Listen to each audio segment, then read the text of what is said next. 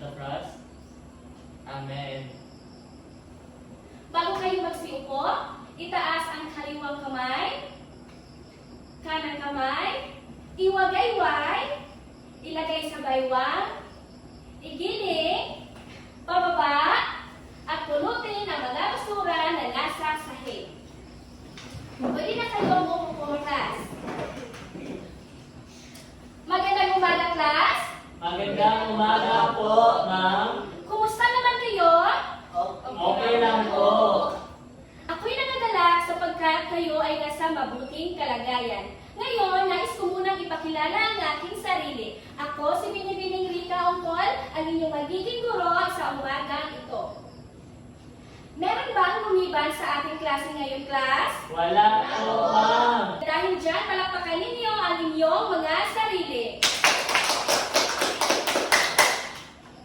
Ngunit bago tayo magsisimula, class, sa ating panibagong aralin, meron akong alituntunin na inihanda sa loob ng aking klase.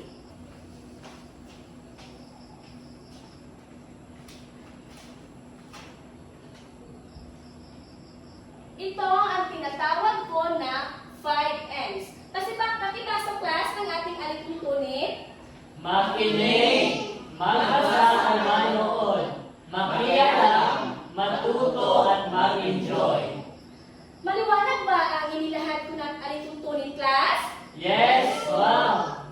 Tandaan natin, class, na ang ating alituntunin ay hindi parusa, kundi ito ang ating gabay tungo sa tagumpay. Ngayon, bago tayo tutungo sa ating panibagong aralin, balikan muna natin ang ating mga kaalamang ating naliko.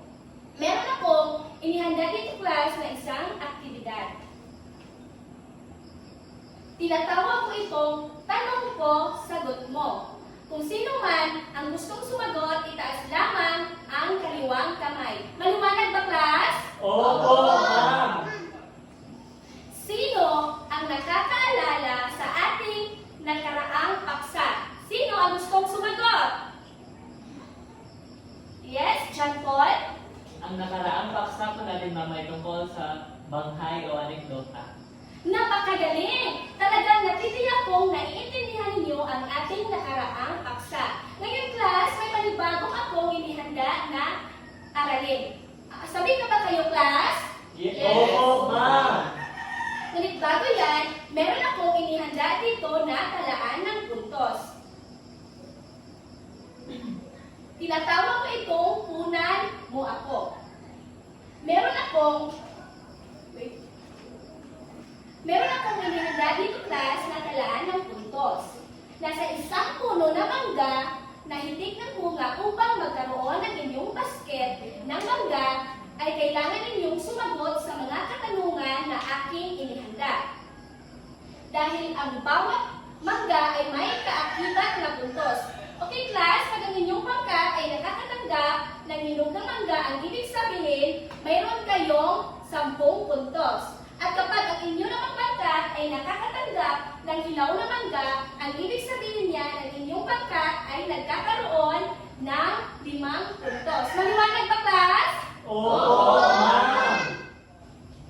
Ngayon, bago tayo dadako sa ating panibagong aralin, papangkatin ko muna kayo sa 2 pangkat. Dito magsisimula ang pagbilang. 1, 2, 3, 1, 1, 2, 1, 2, 1. okay. Lahat ng unang pangkat ay dito. At ang pangalawang pangkat naman ay dito. Pumunta na kayo sa inyo-inyong mga pangkat, class. Ngayon, class, may inihanda akong isang gawain. Tinatawag ko itong hulaan mo ang prutas. Ang grupong gustong sasagot ay itaas lamang ang kamay dahil bibigyan ko ng puntos ang inyong pangkat. Handa na ba kayo, class? Yes, ma'am. Okay.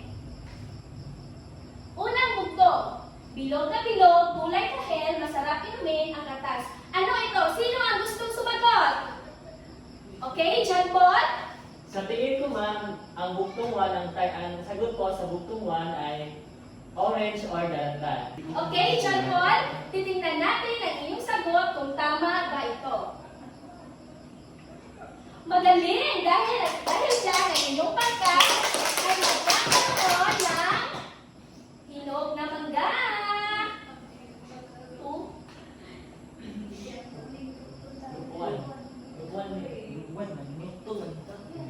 ngayon, dadako naman tayo class sa ating pangalawang bugto. Matamis kapag hinog, maasim kapag hilaw, kulay dilaw ang balat. Ano ito?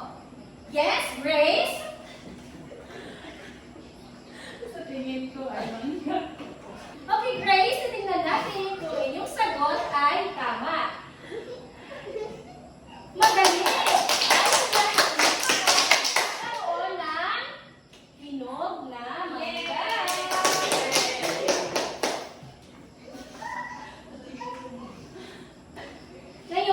Ngayon class, dadako naman tayo sa ating pangatlong bugto. Hindi pa ako nagbibigay ng hudya. Babasahin ko muna. Hindi tao, hindi hayop, pero maraming mata. Ano ito, class? Yes, Aljone? Ang aking sagot ay pinya. Okay, titingnan natin kung tama ang iyong sagot. Alright! Dahil sa class, ang inyong pangkat ay magkakaroon ng hinog na mangga.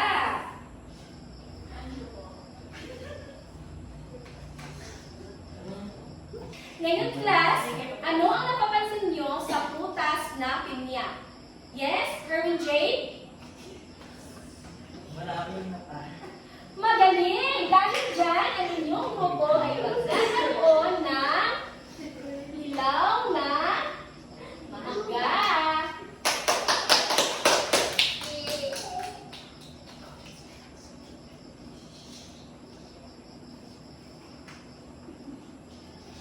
Class, alam ba ninyo kung bakit maraming mata ang pinya? Iyan ang ating alamin sa ating panibagong aralin ngayong araw. Ngunit bago tayo dadako sa ating panibagong paksa, basahin niyo muna ang layunin sa ating klase.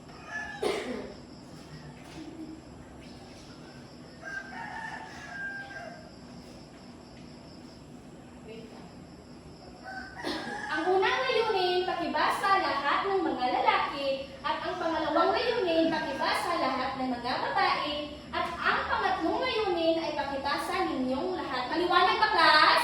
Opo, ma'am. Okay, pakibasa ang unang layunin.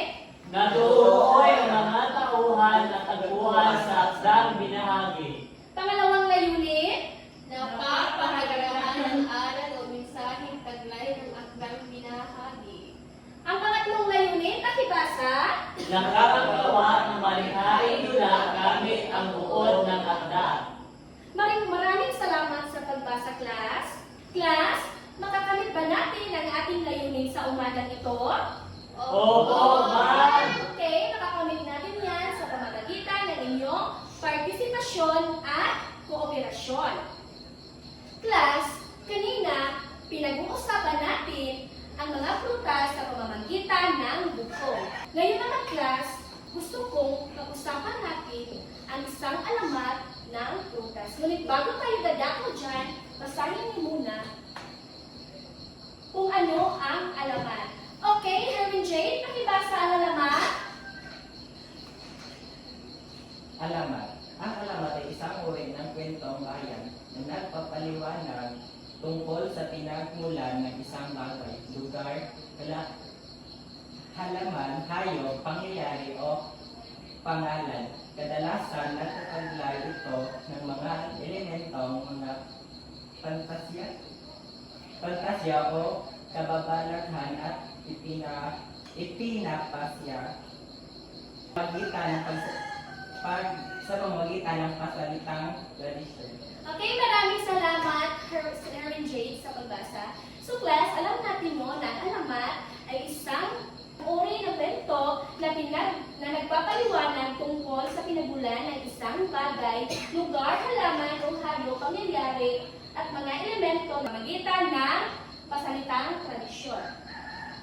Ngayon naman, class, ay meron tayo 8 elemento ng alamat. Basahin mo dyan po ang unang elemento ng alamat.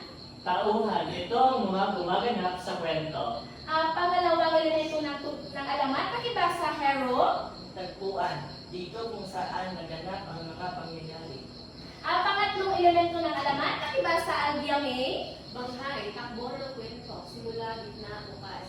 Ang pang-apat na elemento ng tula, pakibasa, grace. Suliranin, problema, o tunggalian. Panglimang elemento ng tula, pakibasa, John Paul. Kasukdulan, pinakamainit na bahagi. Pang-anim na elemento ng alamat, pakibasa, Herwin J. Kakalasan, paglutas ng problema. Okay? Pang-pitong elemento ng alamat, pakibasa ulit, Mary Grace. Wakas, pagkatapos ng kwento. At ang panghuling elemento ng alamat, pakibasa, Harold. Aral, mabuting turo ng alamat. Okay, maraming salamat sa inyong pagbasa. Class, naiintindihan niyo na ba kung ano ang kung ano ang 8 elemento ng alamat? Opo, ma'am. Okay, ngayon naman, dadako tayo sa mga halimbawa ng mga alamat. Meron akong ibinigay dito na 3 halimbawa ng alamat. Pakibasa, Aldiame. Alamat ng pinya, alamat ng rosas, alamat ng mangga. Maraming salamat sa pagbasa, Aldiame. Ngunit class, ang ating tatalakayin lamang ngayon sa araw na ito ay ang alamat ng pinya. Alam niyo na ba kung ano ang alamat ng pinya, class? Hindi pa po, ma'am. Kaya ngayon, class, ang ating paksa sa araw na ito ay ang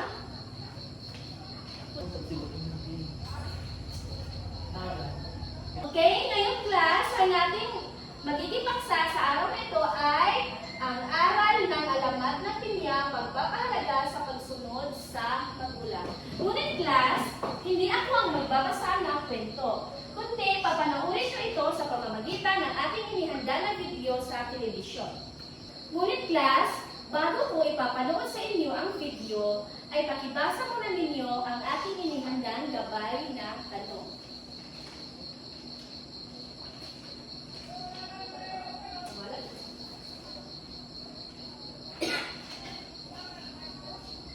Okay, unang pangkat, pakibasa ang unang gabay na tanong. Sino-sino ang mga tauhan sa kwento? Pangalawang pangkat, pakibasa sa pangalawang gabay na tanong. Saan naganap ang pangyayari sa kwento? Lakasanin nyo ang inyong boses class. Okay, sa pangatlong gabay na tanong, pakibasa lahat. Ano ang inaasahan ninyong matutunan mula sa kwentong ito? Maliwanag ba ang ating inahandang gabay na tanong class? Opo, ma'am. Okay, ngayon, papanoorin na ninyo ang video na ating inihanda. Ang alamat ng pinya. Noong unang panahon, may nakatirang mag-ina sa isang malayong pook. Ang ina ay si Aling Rosa at ang kanyang anak ay si Pinang. Mahal na mahal ni Aling Rosa ang kanyang nag-iisang anak, kaya naman lumaki si Pinang sa layaw. Gusto ng ina na matuto si Pinang ng mga gawaing bahay. Ngunit, laging kinakatwiran ni Pinang na alam na niyang gawin ang mga itinuturo ng ina. Kaya pinabayaan na lang ni Aling Rosa ang kanyang anak. Isang araw, nagkasakit si Aling Rosa. Hindi siya makabangon at makagawa ng gawaing bahay. Inutusan na lang niya si Pinang na magluto ng lugaw.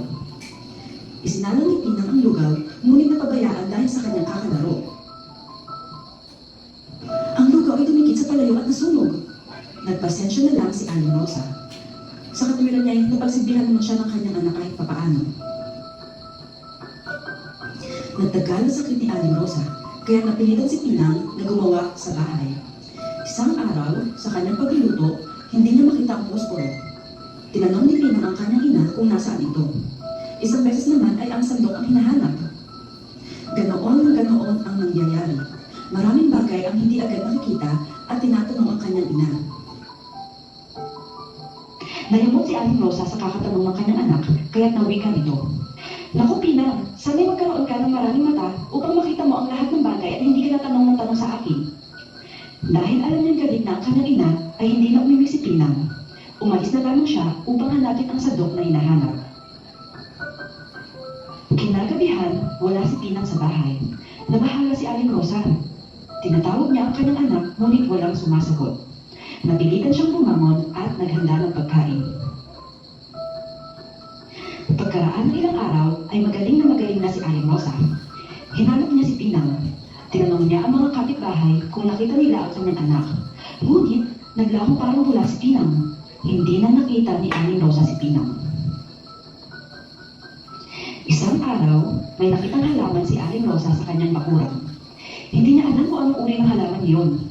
Inalagaan niya mabuti hanggang sa ito ay magbunga. Laking pagkamangha ni Aling Rosa nang makita niya ang anyo ng bunga nito.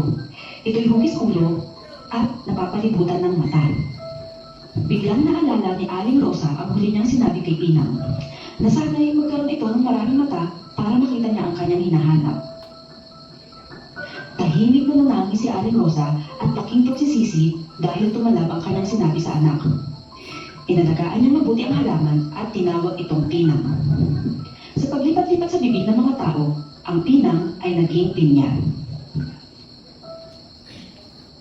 Okay class, malinaw ba ang ating ipinapapanood sa inyo na video?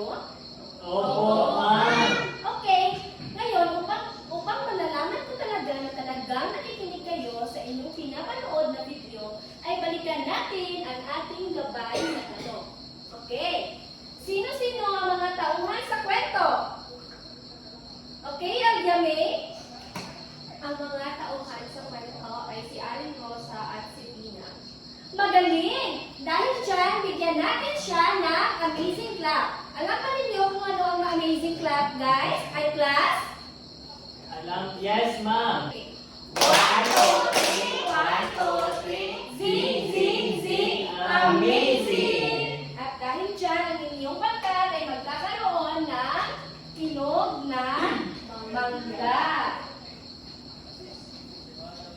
Ngayon naman, class, nadako tayo sa ating pangalawang gabay na tanong. Saan naganap ang pangyayari sa kwento? Sino ang gustong sumagot?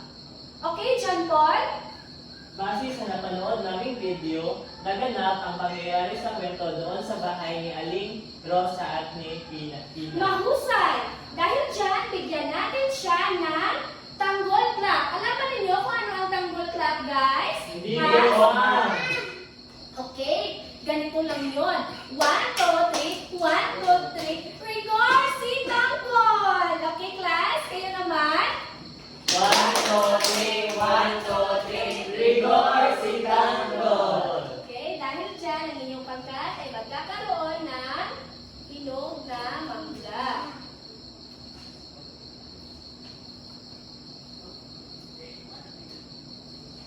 Ngayon naman, class, dadako tayo sa ating panghuling tanong. Ano ang inasahan ninyong matutuhan mula sa kwentong ito? Okay, sino ang gustong sumagot? Okay, John Paul? Ang nais ko namin, ang inasahan ko namin matutuhan sa kwentong ito ay yung mga mabubuting asal na kailangan ng mga kabataan ngayon. Okay, bigyan natin siya ng 5 milyon clap. Alam ba ninyo kung ano yung class? Yes, ma'am. Sige. 1 million, 2 million, 3 million, 4 million. Congratulations! At dahil dyan, ang inyong pangkat ay magkakaroon ulit ng hinog na mangga.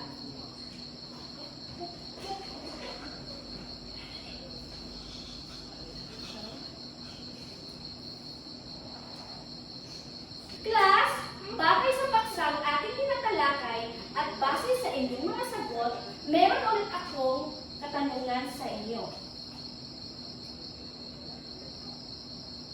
Paano mo mapapalagahan ang araw sa alamat na inyong napapanood? Sino ang gustong sumagot? Okay, Alyame, tumayo ka. Magpapahalagahan ko ang aral sa alamat na aking napanood sa pamamagitan ng paggawa ng mabuti at magbigay asal sa nangyari kay Pinang. Okay, bigyan natin siya ng 5 bagsak. Alam mo ninyo kung ano ang 5 bagsak, class? Hindi po, ma'am.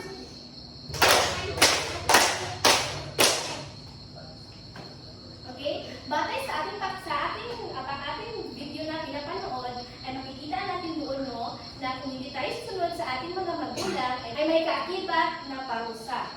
Ngayon class, para lubos kong malalaman na talagang naiintindihan ninyo ang ating tinalakay sa umagang ito, ay meron akong inihanda na mga gawain. Okay, ngayon, dadako tayo sa ating unang gawain. Tinatawag ko itong ang araw na ako ay masunurin. Pakibasa ang panuno class, sabay-sabay sa pagbasa. Sa isang bond paper, gumuhit o magsulat ng isang sitwasyon kung kailan ka naging masunurin o tumulong sa iyong magulang. Kung pipiliin mo magsulat, gumawa ng 3 hanggang 4 na pangungusap na malinaw na naglalarawan ng iyong karanasan. Siguraduhin maayos ang iyong guhit o sulat bago ipasa ang iyong output. Maliwanag ba ang ating panuto class? Opo, ma'am! Ngayon, bibigyan ko kayo ng bond paper. At dito nyo isulat kung kailan kayo huling tumulong sa inyong mga magulang at kung ano ang inyong nararamdaman pagkatapos ng inyong ginawa.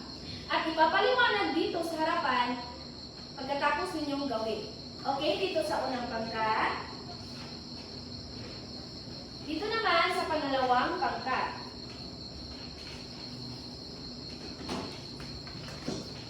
Okay, magsisimula na kayo sa inyong magawa, class.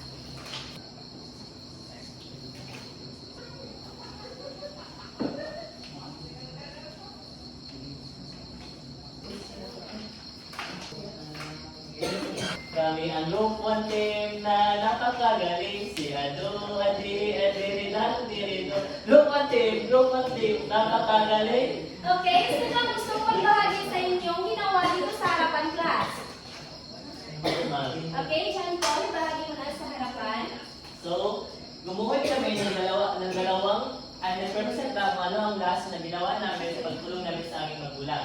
So, ang unang guhit ay nagpapakita ng paghugas ng mga pinggan at ang pangalawang guhit naman ay nagrepresenta ng pagsampay ng mga damit. So, Napakaganda. At ano naman ang inyong nararamdaman, John Paul, pagkatapos mong iguhit iyan? nung ginuhit ko po ang mga larawang ito, nasabi ko sa sarili ko na masarap palang tumulong sa mga magulang dahil nagabawasan natin ang mga gampanin nila sa bahay. Natutulungan natin sila kung ano ang mga gawain bahay na dapat nating gawin. At gusto namin na gawin namin ito araw-araw upang sa ganun ay makatulong kami sa aming mga magulang. Yung lamang po ang aming gawang output sa araw na ito. Napakaganda ng inyong ginawa. Dahil dyan, ang inyong grupo ay magkakaroon ulit ng hinog na mangga. Pangalawang grupo, sino ang gustong magbahagi dito sa harapan? Okay? Albiame, pakibahagi. Ang Albiame, sabihin dito tumayo kayo. 1, 2, 3, go. We go, we fight, we go, we fight, we win! Okay. Magandang umaga sa lahat. Sa inyong makikita larawan, una ay ang babae. Nakikita ninyo na ang babae ay nagtutupi ng higaan at mga unan. Samantalang ang lalaki naman ay nagwawalis.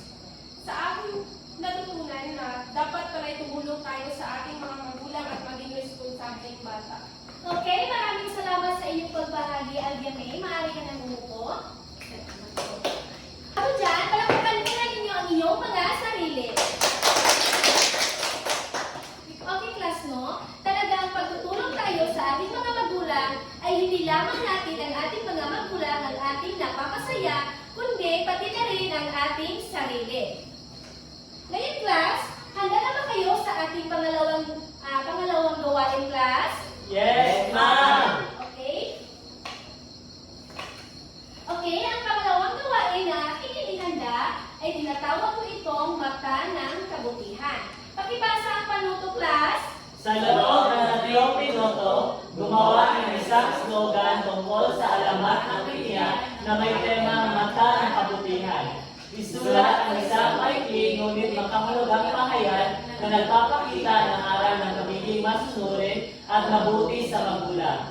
Maaaring samahan ng simpleng larawan ng pinya para mas may larawan ng mensahe. Siguraduhin malinis, malikhain at orihinal ang output. Maliwanag ba ang ating panuto, class? Yes, ma'am! Ngunit bago natin yan gagawin, class, ay basahin ko muna ang alituntunin sa gawain iyan.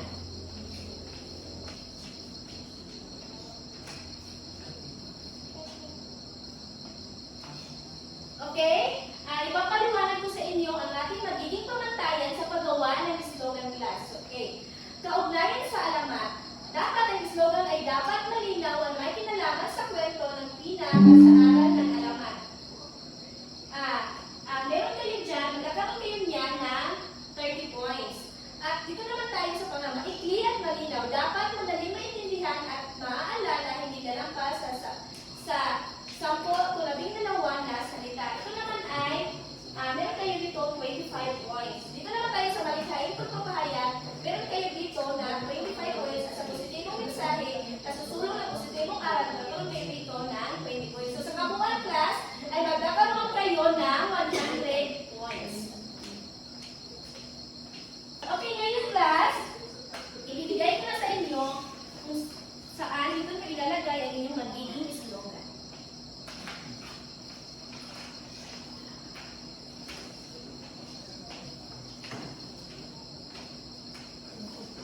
Ngunit bago kayo magsisimula, class, ay bibigyan ko muna kayo ng isang halimbawa ng slogan, pero para meron kayong susundan.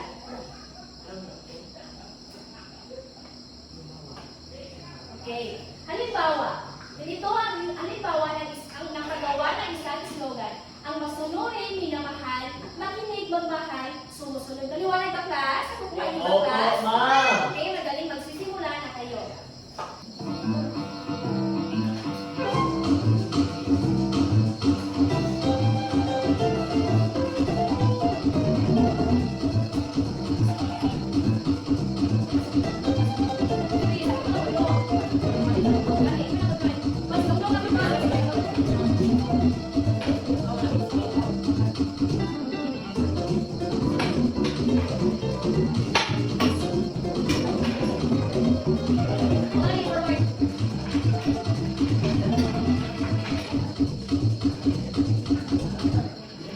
Ngayon, class, tapos na inyong oras.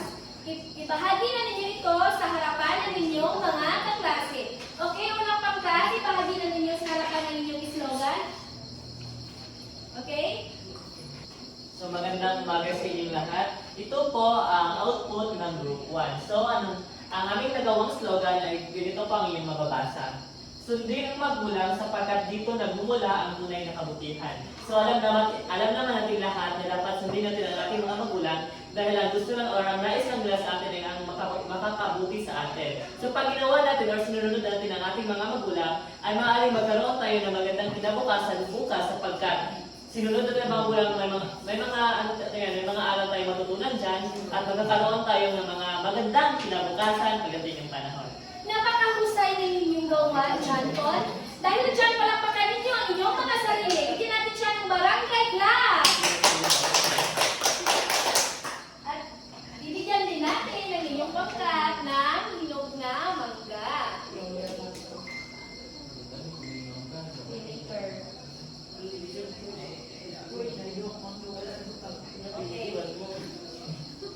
Okay, pangalawang pangkat. Sino ang magbabahagi ng inyong gawa?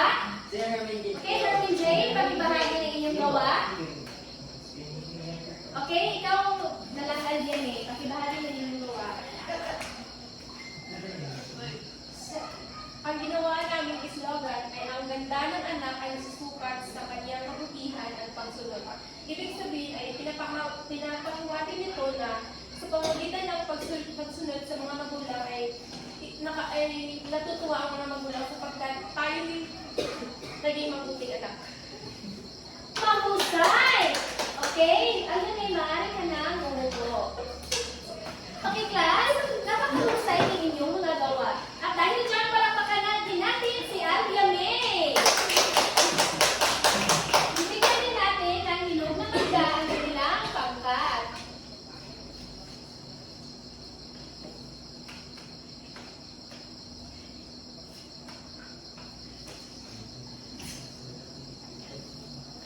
Dito naman tayo sa pamantayan sa paggawa ng slogan. So, nakikita ko naman sa inyong slogan na meron ito sa pangkatuna, ay meron ito, malinaw naman ito at may kinalaman naman sa kwento ng pinang at sa aral. So, ang inyong pangkat ay magkakaroon ng 30 points. Ito naman maikli at malinaw. So, nakikita ko naman na maikli lang at malinaw at madali lang itong maintindihan. So, ang inyong pangkat ay magkakaroon ng 25 points.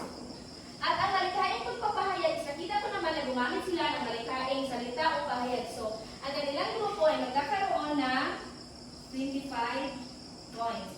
At dito naman sa positibong mensahe, nasusulong ng positibong aral.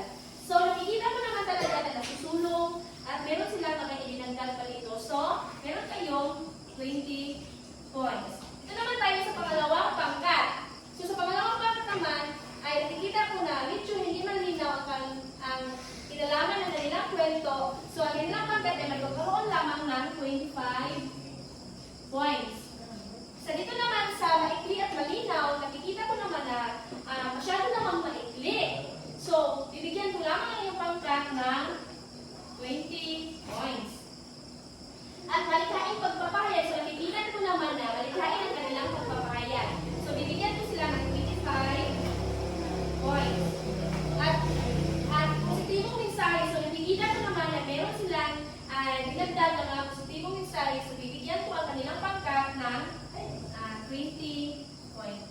So, sa kabuuan, ang unang pangkat ay nagkakaroon ng 100 points. perfect. At ang pangalawang pangkat naman ay merong 25 points. 95 points. Dahil dyan, ang iyong pangkat ay bibigyan ko na ng magda.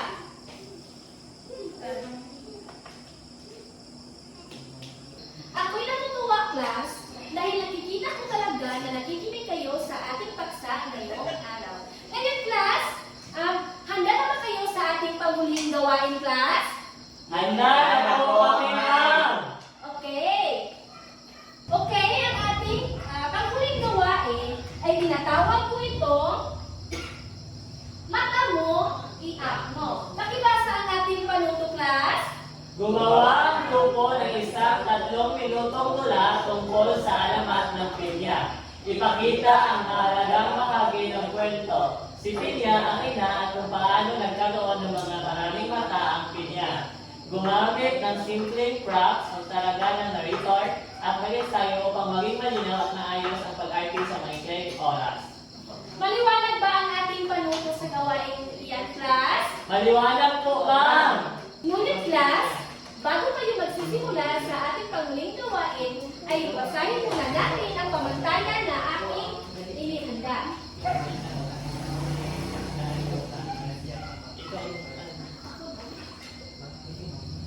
Ako'y mag-direct na Okay, sa pamantayan, kinig muna kayo, class.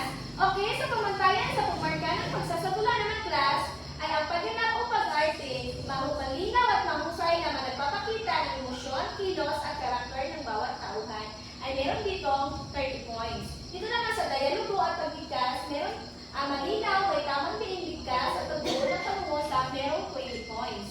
At dito naman sa pagkamalikhain, wastong paggamit ng props, costume, tunog at malikhaing interpretasyon. Meron tayo dito 20 points. At dito naman sa organisasyon ng kwento, kompleto at maayos ang pagkasunod-sunod ng simula, gitna at wakas, meron tayo 20 points. At sa koordinasyon ng koro, lahat ng miyembro ay may ginagapan ng papel at nakikipagtulungan, meron kayong 10 puntos. Maliwanag ba, class? Yes, ma'am! Okay, magsisimula na ang inyong oras. Thank you.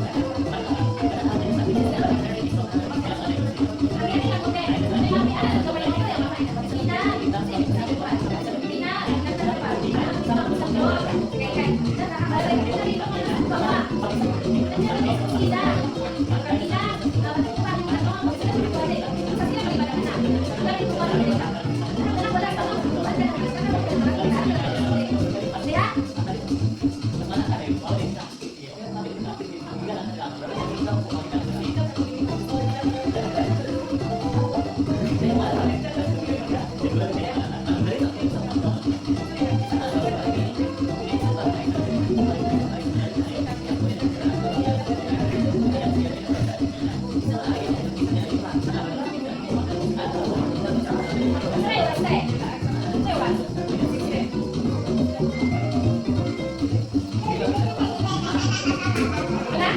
Wala ba? Wala? Wait lang. Yes, Group 2! okay. Pangalawang bangka, tapos na ba kayo? Okay. Ang unang magsasadula dito sa harapan ay ang unang pangkat.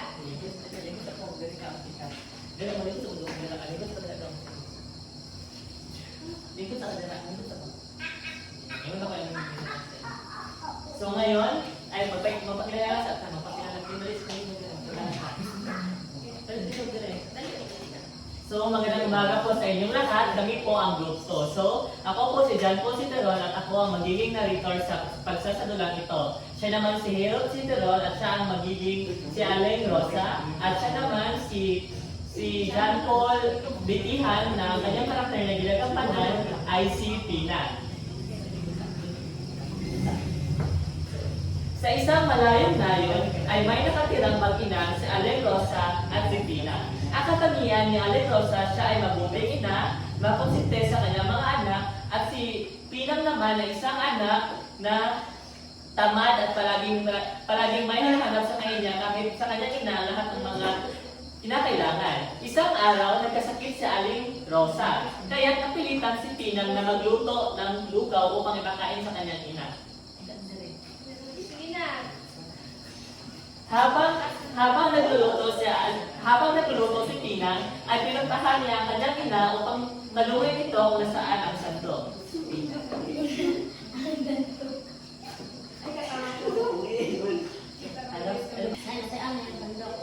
Hanapin mo pinasada, magkaroon ng maraming mata. Kaya umalis si Pinang at hinanap niya ang sandok. Kalaunan ay gumaling si Aling Rosa. Ngunit, hindi niya alam kung nasaan na ang kanyang anak na si Pina at hinanap niya agad ito sa kanyang bahay. Pumunta siya doon sa bakuran at laking gulat niya na nakita siya isang halaman na bago, isang prutas na bago sa kanyang paningin. Andon, nakita ni Aling Rosa ang bagong halaman at sinabi niya sa kanyang sarili na parang hugis tao ang prutas na kanyang nakita. Kaya ayon, napagtanto niya sa kanyang sarili na yung prutas na nakita niya ay sumusipilo kaibigan sapagkat malaki ang ulo nito at base sa kanyang sinabi noong nagkasakit niya na sana magkaroon si Pina ng maraming mata. Kaya sa prutas na nakita niya doon na maraming itong mata at napagtanto niya na kanyang sinabi ay naging totoo na sana magkaroon ng maraming mata si Pina. Kaya dahil doon, nagkaroon tayo ng kwento ng alamat ng pinya. Sa noong unang panahon pa, ang tawag ito ay Pina. Ngunit sa kalaunan, sa bibig ng mga tao ay nagiging pinya ito. Yun naman po ang output ng Group 2 at maraming salamat. Maraming salamat sa inyong pinakita dito na dula. Talagang nakikinig kayo sa ating... Okay, ngayon, ang magpapakita naman ay ang pangalawang grupo. Sa harapan.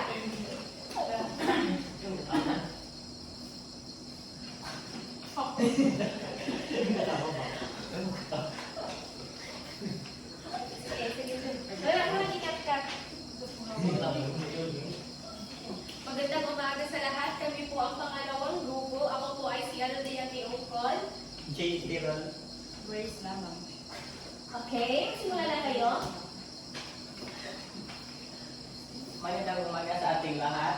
Ito kung aming tula tungkol sa alamat ng binyag. Isang araw, nagkasakit si Aling Rosa.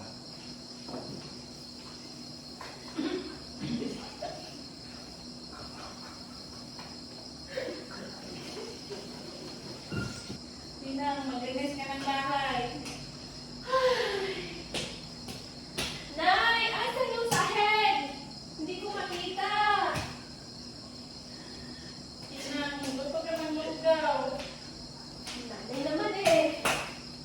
Hindi ko makita yung sandok. Ay, naku, Pinang. Sana subukan ka ng maraming mata para makita mo yung Isang araw, nawala si Pinang. Mula noon, hindi na nakita niya si Pinang.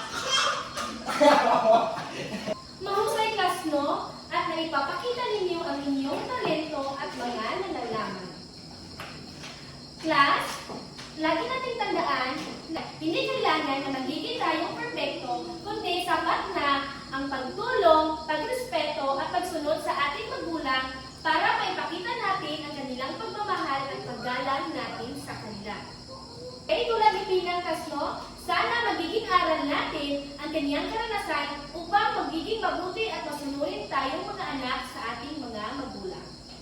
Okay? Okay. Dito tayo sa pangkat-una.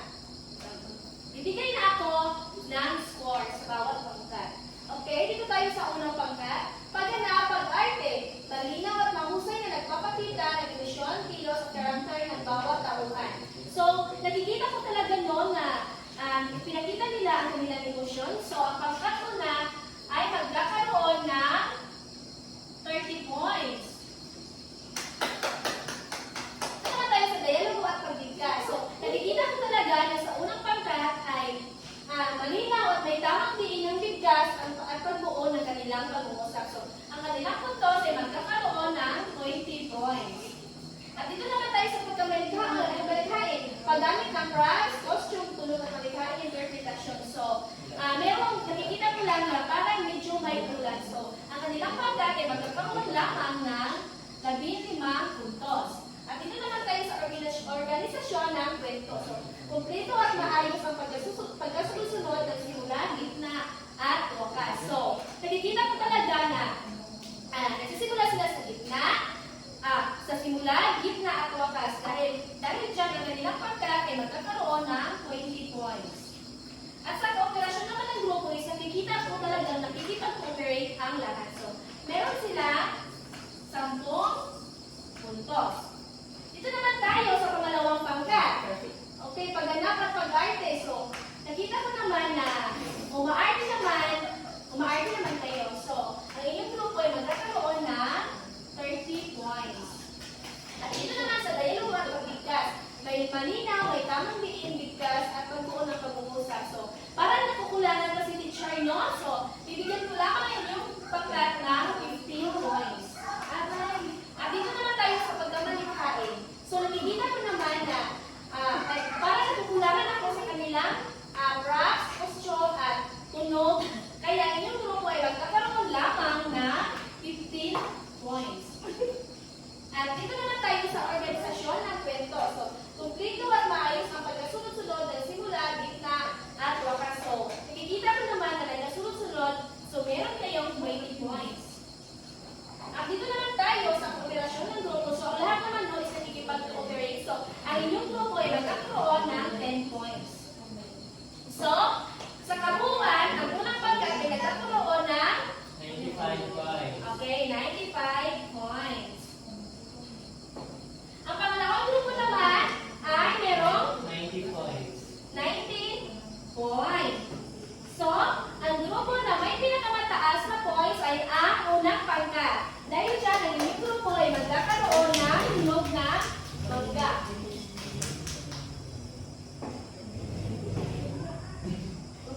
Ngayon, class, talagang napagtanto ko na nakikinig kayo sa ating nagiging talakayan ngayong umaga. Dahil nasasagutan ninyo at nagagawa ninyo ang mga gawain na aking inihanda para sa inyo. Ngayon naman, dadako tayo sa ating pagtataya. Class, gamitin niyo ang inyong ballpen at ilagay ang inyong mga pangalan dito sa ating ibibigay sa inyo na papel.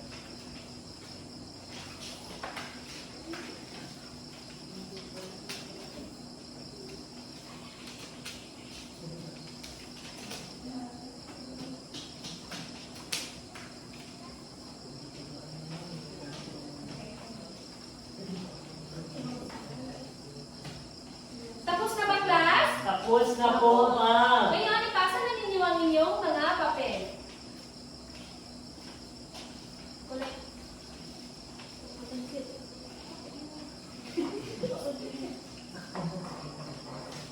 Ngayon naman, ipapakita ko na ang mga sagot.